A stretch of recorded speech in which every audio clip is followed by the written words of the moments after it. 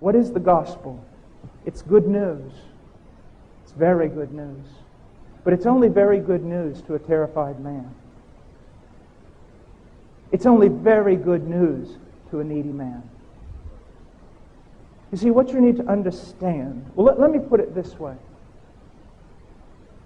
Just to cut straight to the chase. Let me tell you the most terrifying thing that I can possibly tell you.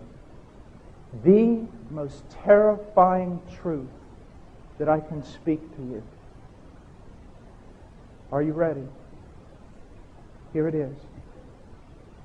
The most terrifying thing I can tell a man, a woman, a child is this. God is good. I said that a few years ago over in Europe when I was preaching. A secular university. I said, if you want to get down to it, the most terrifying news for man is this. God is good. And someone kind of laughed and said basically, and what's the problem with that? The problem with that is you're not good.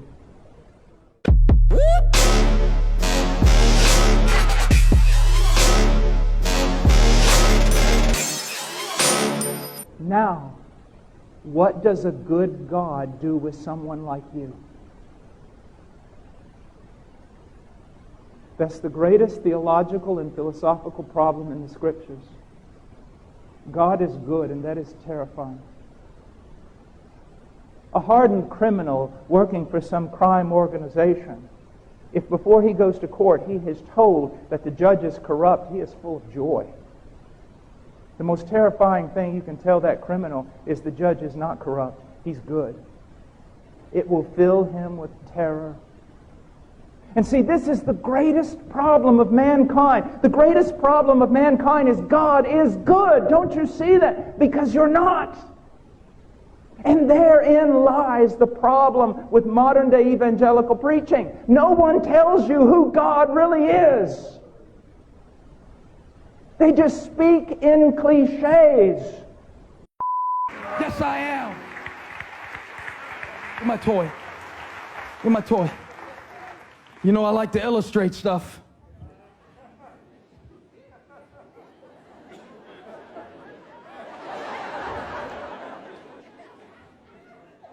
It's because I love you. Gaston, aren't you glad you're watching on video? It'd be all right. It ain't sulfuric acid, it's just water. See? That's cool. The water. You want some? But what's better?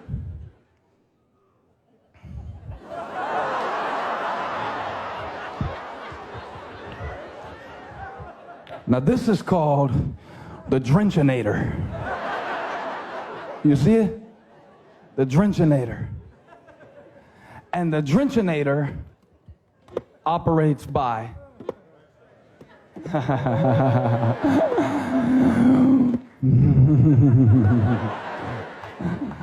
I'm praying about whether to follow through on this illustration. And I hear the Lord say, yes! I heard him say, go for it.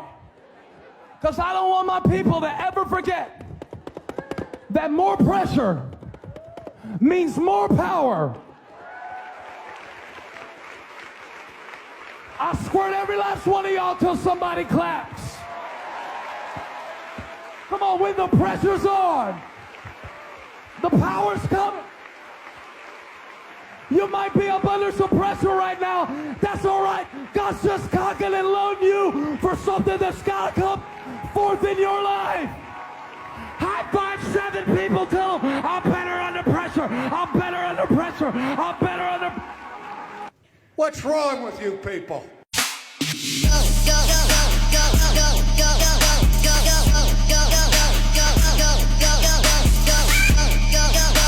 You see, the other preachers can tell you God is good, and you walk out feeling like you're totally released from any responsibility. I want to tell you that God is good, and you ought to be terrified because you are not good.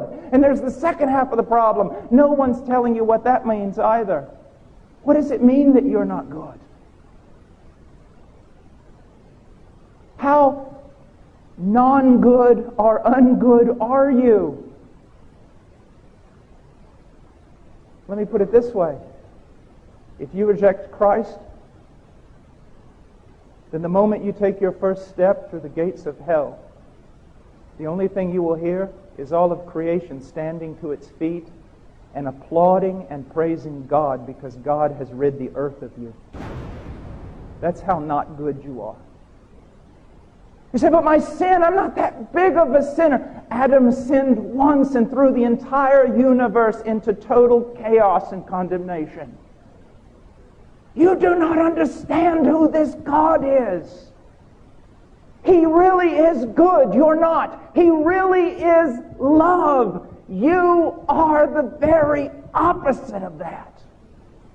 So how can He let evil, loveless people into fellowship with Him? Well, why can't He simply forgive? Because He's just. You see, you were grown up in a culture where there is no justice. There's no pastor writing books like Lex Rex, the law of the king. There's no one speaking about justice biblically. You see, God is just. And the greatest theological problem in the Bible is this: if God is just, He cannot forgive you. You hear me? If He's just, He cannot forgive you unless first His justice is satisfied. And that is what happened on the cross. That's why the cross is everything. It is absolutely everything. On that tree, the only servant that Yahweh has ever had hung there, a perfect man. And the sins of God's people were cast upon Him. And all the wrath, God's holy hatred for evil, for sin, for the wicked, everything that should fall down upon your head throughout all of eternity fell down upon the head of God's only beloved Son.